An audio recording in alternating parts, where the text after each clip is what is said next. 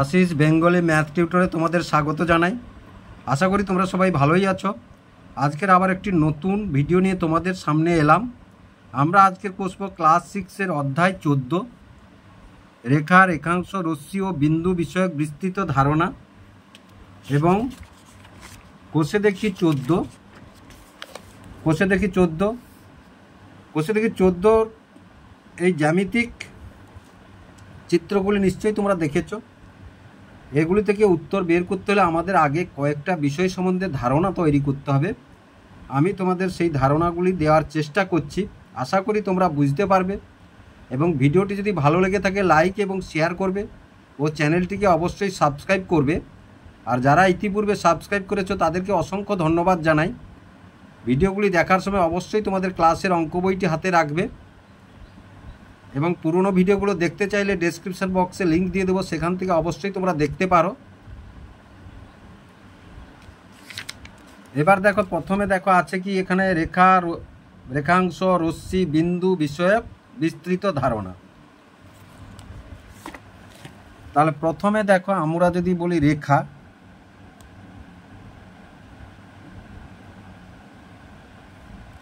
একাধিক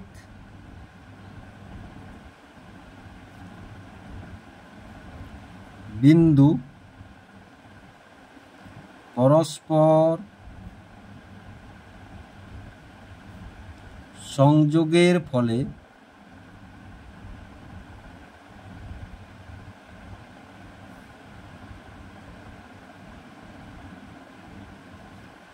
সৃষ্ট পথ বিশেষ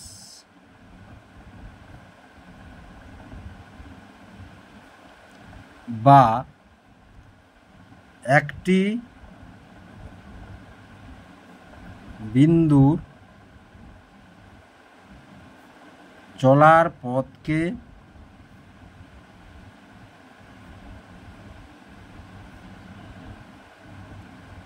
রেখা বলে। চলার পথকে রেখা বলে। দেখো, রেখা দুই প্রকার।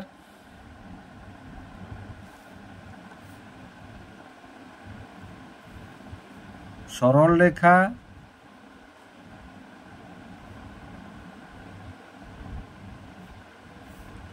আর বক্ররেখা।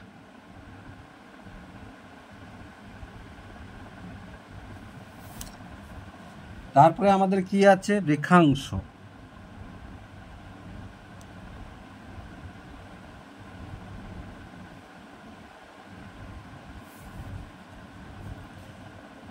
রেখাংশ যে সরল রেখার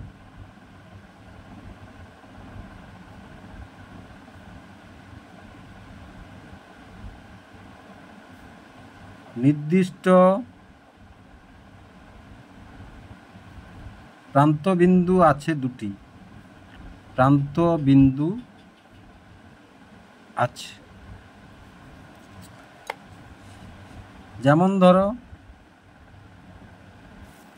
এ বি একটি সরল রেখাংশ। এবার দেখো, তাহলে সরল রেখা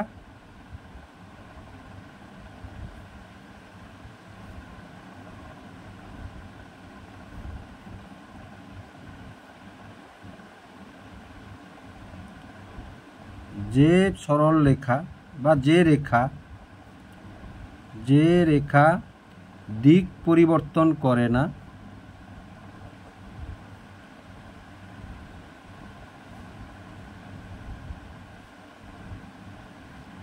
অসীম পর্যন্ত বৃদ্ধি করলেও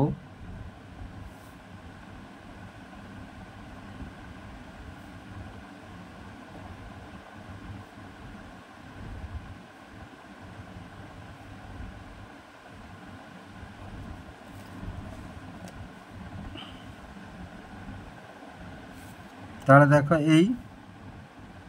এটা একটি সরল রেখা। তাহলে এটার নাম দিলাম ধরো আমরা সিডি। এবার ধরো রশ্মি,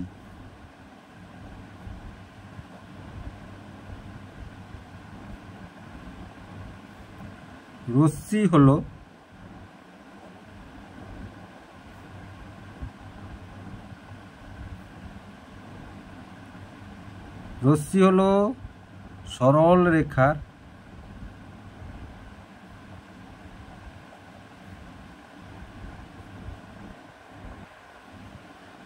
সরল রেখার অংশ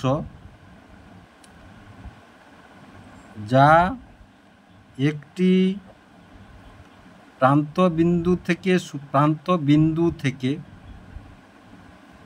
বিন্দু থেকে শুরু হয়ে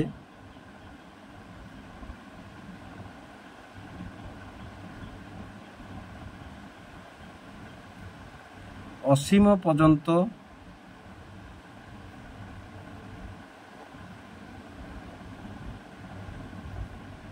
বৃদ্ধি করা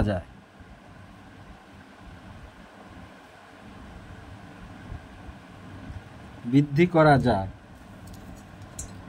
যেমন দেখো,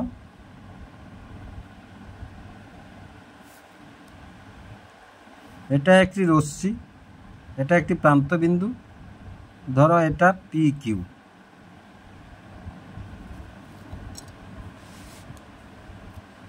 তারপরে দেখো বিন্দু কাকে বলবো?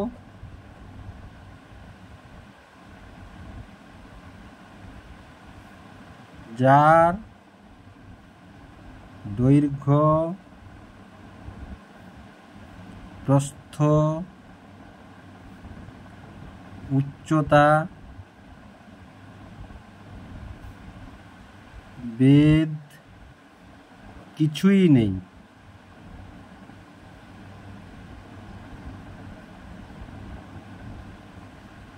কিন্তু অবস্থান আছে।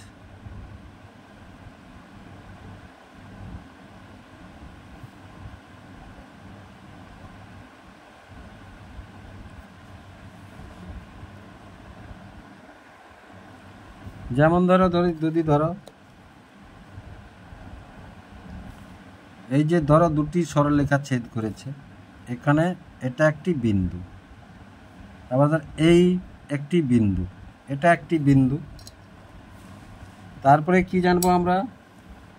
না সমান্তরাল সরলরেখা।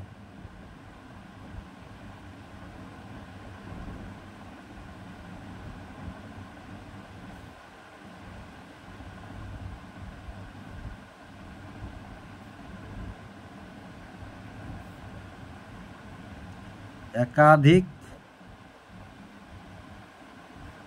সরলরেখা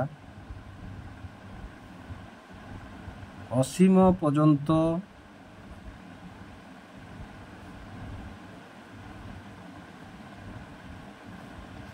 বৃদ্ধি করলে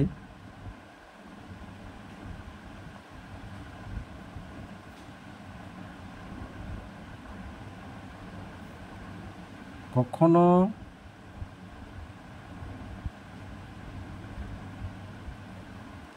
পরস্পর ছেদ করে না,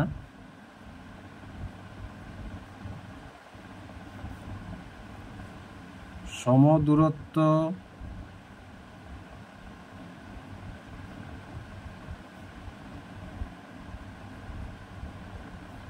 বজায় রেখে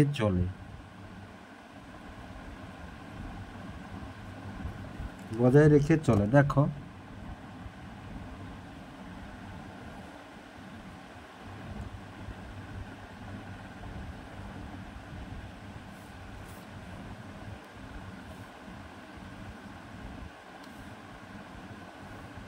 তাহলে এটা এ বি, এটা সি ডি, একে কিভাবে লেখা হয় দেখো, তাহলে এ বি সমান্তরাল সি ডি, এবং এইভাবে লেখা হয়। বা যদি ধরো পি কিউ রেখাংশ আর এস, এভাবে এইটা সমান্তরালের চিহ্ন, এটা সমান্তরালের চিহ্ন, এইভাবে লেখা হয়। এবার দেখো সমরেখ বিন্দু।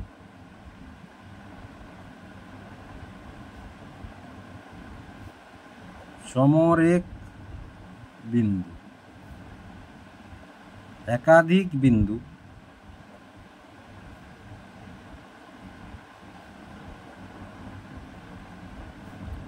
একটি সরল রেখায়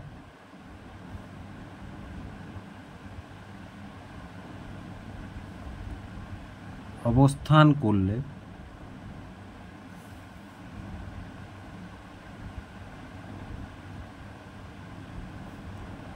সমরেখ বিন্দু বলে।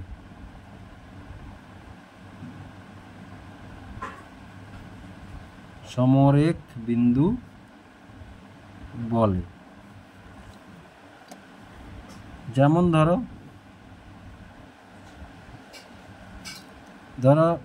এই একটি বিন্দু, ধরো এটা এ, এটা বি, এই একটি বিন্দু, এটা সি, এটা ডি। তাহলে এরা পরস্পর সমরেখ বিন্দু। তারপরে কি শিখবো আমরা? সমবিন্দু।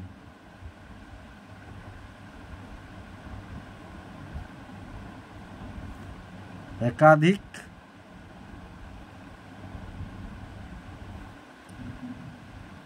সরলরেখা বা সরলরেখাংশ, সরলরেখা একটি বিন্দুতে মিলিত হলে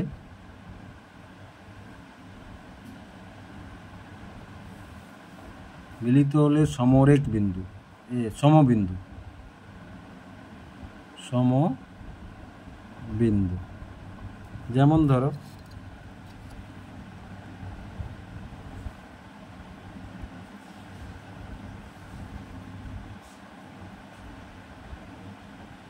এই যে এরা পরস্পর সমরেখ বিন্দু, এটা এই সমবিন্দু। এই দেখো, আবার একটা বিন্দু থেকেও বের হতে পারে। তাহলে আশা করি তোমরা বুঝতে পারলে। এবার দেখো, তাহলে কোষে দেখি 14 নিচের ছবির মধ্যে ছেদ বিন্দু খুঁজি। দেখো, যেখানেই দুটি সরলরেখা মিলিত হয়েছে সেগুলো হচ্ছে সব ছেদ বিন্দু। যেমন এখানে ই ডি এফ, এরা হচ্ছে ছেদ বিন্দু। তাহলে 1 দাগে আমরা ছেদ বিন্দু কি লিখব? ই ডি এবং এফ। 2 দাগে দেখো ছেদ বিন্দুগুলি, তাহলে পি ছেদ বিন্দু, এস ছেদ বিন্দু, আর ছেদ বিন্দু, কিউ ছেদ বিন্দু এবং টি হচ্ছে ছেদ বিন্দু। তাহলে 2 দাগটায় কি কি লিখবো আমরা? পি লিখব, এস লিখব, টি লিখব, কিউ লিখব এবং আর লিখব। এবার 3 দাগটায় দেখো, তাহলে এ বি এবং এডি ছেদ করেছে এখানে, আবার এ বি এবং সিবি ছেদ করেছে এখানে, আবার বিসি এবং ডিসি এখানে ছেদ করেছে, আবার এডি আর সিডি এখানে ছেদ করেছে। তাহলে এ বি সি ডি এরা প্রত্যেকের ছেদ বিন্দু। তাহলে এ বি সি ডি এরা ছেদ বিন্দু। তারপরে দেখো, তাহলে ওকে এল কে এটা একটি ছেদ বিন্দু। আবার দেখো কে ও এম ও এটা একটি ছেদ বিন্দু। আবার দেখো কে এল এন এল এটা একটি ছেদ বিন্দু। আবার দেখো ও এম আর এম এন এটা একটি ছেদ বিন্দু, আর এল এন আমার এম এন এটা একটি ছেদ বিন্দু। তাহলে ছেদ বিন্দু 4 দাগের ছেদ বিন্দুগুলি আমরা কি কি পেলাম না? 4 দাগের ছেদ বিন্দুগুলি পেলাম আমরা কে এল এন এম ও। তাহলে 4 দাগে এই ছেদ বিন্দুগুলি আমরা পেলাম। এবার দেখো, নিচের প্রতিছবিতে সরলরেখাংশ এবং রশ্মি খুঁজি। সরলরেখাংশ এবং রশ্মি খুঁজি। তাহলে দেখো, এখানে এক্স ওয়াই হচ্ছে সরলরেখাংশ, আবার এক্স জেড সরলরেখাংশ, আবার এক্স ওয়াইও হচ্ছে রশ্মি, আবার এক্স জেডও হচ্ছে রশ্মি। এখানেও তাই দেখো, এ বি সরলরেখাংশ, এডি সরলরেখাংশ, বিসি সরলরেখাংশ, আবার এডি রশ্মি আর বিসি রশ্মি। এখানে দেখো বিসি সরলরেখাংশ, ডিসি সরলরেখাংশ, আবার বি এ রশ্মি এবং ডি রশ্মি। তাহলে নিচের প্রতিছবিতে সরলরেখাংশ ও রশ্মি খুঁজি। তাহলে এখানে কি বললাম, সরলরেখাংশ এক্স ওয়াই এবং এক্স জেড, আবার রশ্মি হচ্ছে এক্স ওয়াই এবং এক্স জেড। তাহলে যখন আমরা লিখব দেখো, তাহলে সরলরেখাংশ যখন লিখব, ধরো এক্স ওয়াই মাথায় এরকম দিয়ে দেবো, আবার এক্স জেড মাথায় এরূপ দিয়ে দেবো। আর যখন রশ্মি লিখব দেখো, এক্স ওয়াই এভাবে লিখব, এবং যখন এক্স জেড লিখব এভাবে দেব। তারপরেরটা দেখো, তাহলে এখানে কি পেলাম, সরলরেখাংশ এবি পেলাম, এডি পেলাম, বিসি পেলাম। কিন্তু যখন রশ্মি বলবো তখন এডি রশ্মি এবং বিসি রশ্মি। তাহলে 2-এর দাগে কি কি পেলাম আমরা, না 2-এর দাগে পেলাম তাহলে এবি সরলরেখাংশ, এডি সরলরেখাংশ এবং বিসি সরলরেখাংশ। কিন্তু যখন রশ্মি পাবো তখন দেখো, তখন কি লিখব, এডি রশ্মি, বিসি রশ্মি।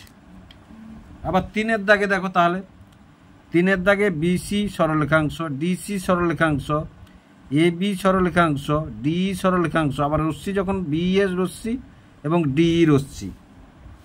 তাহলে 3-এর দাগটি আমরা কি লিখব, না দেখো এবি সরলরেখাংশ, আচ্ছা বিসি সরলরেখাংশ, সিডি সরলরেখাংশ এবং ইডি সরলরেখাংশ।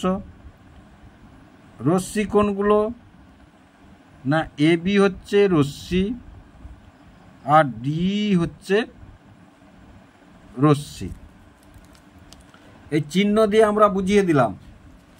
এবার দেখো 4-এর দাগে কি আছে, তাহলে দেখো 4-এর দাগে তাহলে এবি সরলরেখাংশ, সিডি সরলরেখাংশ। আবার রশ্মি যখন আমরা বলবো তখন রশ্মি কি বলবো, না ওবি, ওএ, ওসি এবং ওডি। তাহলে দেখো কি কি পেলাম, না এবি পেলাম সরলরেখাংশ, আর কি পেলাম, সিডি পেলাম সরলরেখাংশ। কিন্তু যখনই আমরা রশ্মি ধরলাম তখনই কি কি পেলাম, দেখো ওবি রশ্মি, ওসি রশ্মি, ওডি রশ্মি এবং ওএ রশ্মি। এবার দেখো 3-এর দাগে কি বলেছে, এক্স ওয়াই জেড 3টি বিন্দু, এক্স জেড, ওয়াই জেড এবং ওয়াই আর জেড একই সরল। তাহলে এক্স ওয়াই জেড 3টি বিন্দুকে কি বলবো, দেখো একই সরলরেখায় অবস্থিত একাধিক বিন্দুকে আমরা কি বলবো, সমরেখ। তাহলে 3-এর 1, তাহলে 3-এর 1-এ উত্তর কি বলবো আমরা, সমরেখ, সমরেখ। তারপরে কি বলেছে দেখো, 2-এর দাগে কি বলেছে, এই 3টি বিন্দু দিয়ে কতগুলি সরলরেখাংশ তৈরি হয়। দেখো এই 3টি বিন্দু দিয়ে এখান থেকে একটি সরলরেখাংশ, আবার এখান থেকে একটি সরলরেখাংশ, আবার এখান থেকে এটা গোটাটা একটি সরলরেখাংশ। তাহলে কটি হলো, 3টি পেলাম। এক্স ওয়াই একটি সরলরেখাংশ, আবার ওয়াই জেড একটি সরলরেখাংশ, আবার এক্স জেড একটি সরলরেখাংশ। তাহলে কটি পেলাম, না 3টি পেলাম। তাহলে 2-এর দাগে আমরা লিখতে পারি, যেহেতু সরলরেখাংশ বলেছে তাহলে এক্স ওয়াই, ওয়াই জেড আর এক্স জেড। তাহলে কটি, না 3টি। কটি পেলাম, না 3টি পেলাম। এবারে দেখো 4-এর দাগে কি বলেছে, ছবি থেকে 3 জোড়া সমান্তরাল সরলরেখা খুঁজি। তাহলে 3 জোড়া দেখো, পি কিউ সমান্তরাল আর এস সমান্তরাল ইউবি। তাহলে পি কিউ আর এস এক জোড়া, আবার পি কিউ ইউভি এক জোড়া, আবার আর এস ইউভি এক জোড়া। তাই এবার 3 জোড়া আমরা পেয়ে গেলাম। তাহলে দেখো সমান্তরাল সরলরেখা, তাহলে এটা 4-এর দাগ। তাহলে 4-এর 1, 4-এর 1 আমরা কি বলবো না পি কিউ 3 জোড়া সমান্তরাল, তাহলে পি কিউ সরলরেখা বলেছে সমান্তরাল আর এস 1 জোড়া পেলাম। এবার দেখো তাহলে পি কিউ সমান্তরাল ইউভি এই 1 জোড়া পেলাম। আবার দেখো আর এস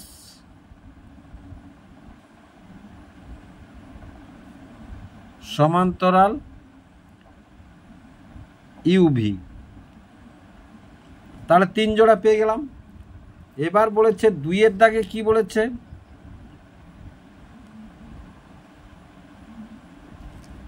দেখো 2-এর দাগে বলেছে 3 জোড়া পরস্পর ছেদি সরলরেখা খুঁজে লিখি। 3 জোড়া পরস্পর ছেদি, এই যে দেখো পরস্পর ছেদি 3 জোড়া সরলরেখা খুঁজে দেখি। তাহলে এই যে পি কিউ এম এন পরস্পরকে ছেদ করেছে, দেখো পি কিউ এম এন, আবার আর এস এম এন, আবার ধরো ইউভি জিএইচ বা পি কিউ জিএইচ, এগুলা পরস্পর ছেদি সরলরেখা। তাহলে 2-এর দাগে পরস্পর ছেদি সরলরেখা আমরা কি লিখব না পি কিউ ও এম এন। আবার 1 জোড়া কি বলবো না পি কিউ সরলরেখা বলেছে জিএইচ।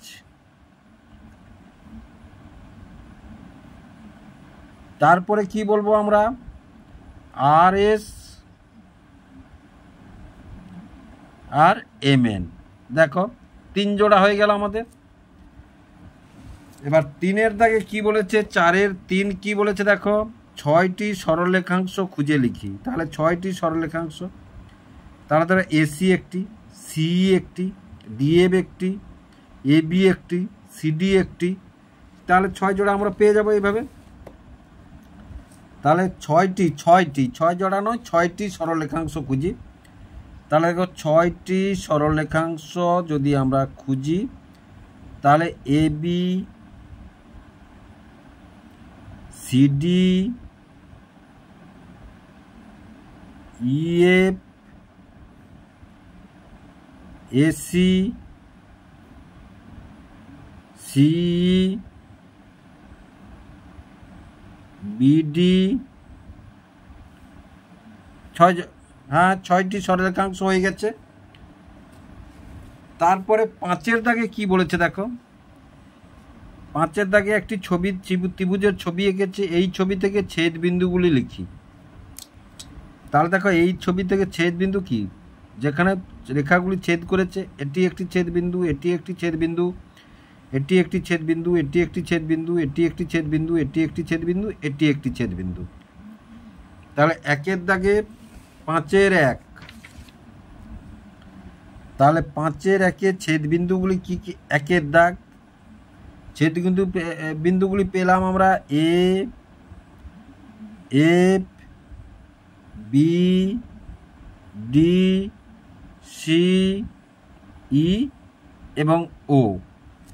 আচ্ছা, তারপরে 2-এ কি বলেছে সমরেখ বিন্দু আলাদা করি ও লিখি। তাহলে সমরেখ বিন্দু দেখো এটা একটি সমরেখ বিন্দু, এটা একটি সমরেখ বিন্দু, এটা একটি সমরেখ বিন্দু, এটা একটি সমরেখ বিন্দু, এটা একটি সমরেখ বিন্দু। দেখো এই যে এ এফ বি সমরেখ বিন্দু, বি ডি সি সমরেখ বিন্দু, এ ই সি সমরেখ বিন্দু, বি ও ই সমরেখ বিন্দু, সি ও এফ সমরেখ বিন্দু, আবার এ ও ডি সমরেখ বিন্দু। তাহলে দেখো 2-এর দাগের আমরা সমরেখ বিন্দুগুলি লিখি। তাহলে এ এফ বি এটা একটি সমরেখ বিন্দু, তারপরে বি ডি সি এটা একটি সমরেখ বিন্দু, তারপরে দেখো এ ই সি, এটা একটি সমরেখ বিন্দু। তারপরে দেখো এ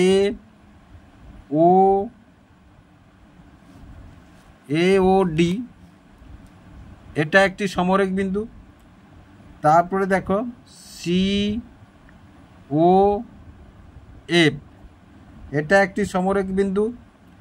তারপরে দেখো বি ও ই, এটা একটি সমরেখ বিন্দু। এবার 3-এর দাগে কি বলেছে দেখো, সরল রেখাংশগুলি আলাদা করি। তাহলে সরল রেখাংশ মানে এখানে অনেক সরল রেখাংশ আছে। তাহলে দেখো এ বি একটি সরল রেখাংশ, আবার এফ বি একটি সরল রেখাংশ, বিসি একটি সরল রেখাংশ, আবার বিডি ডিসি একটি সরল রেখাংশ, এই একটি সরল রেখাংশ, সি একটি সরল রেখাংশ, বিও একটি, ওই একটি, ডিও একটি, এও একটি, সিও একটি, ওএফ একটি, আবার সিএফ একটি, সবই সরল রেখাংশগুলি আলাদা করি। তাহলে দেখো, তাহলে এটা 5-এর দাগে 3,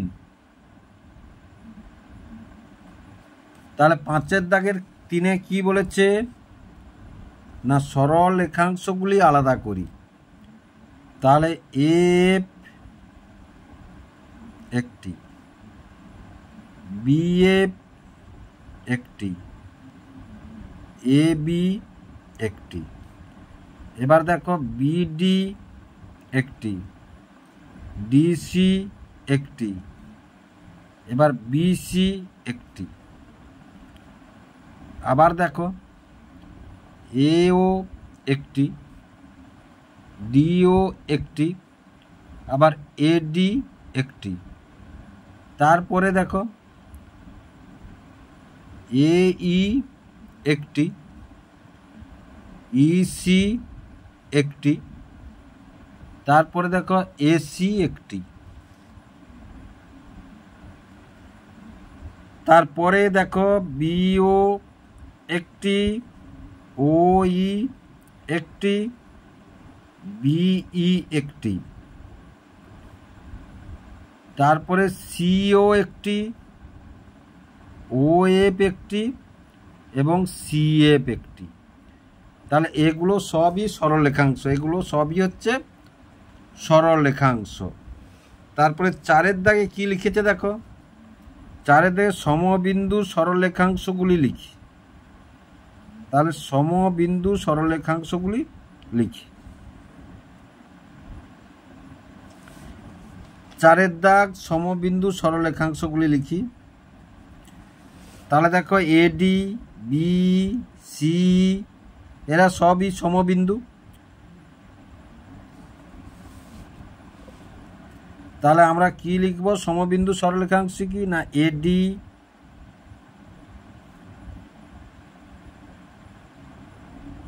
বিই আর সিএফ।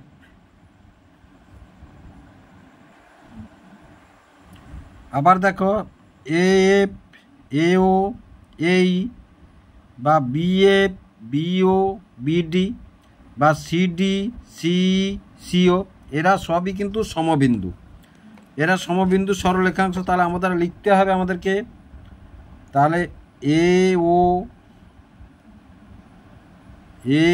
এফ এই বিএফ বিও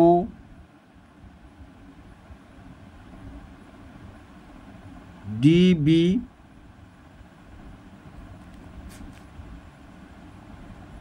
সিডি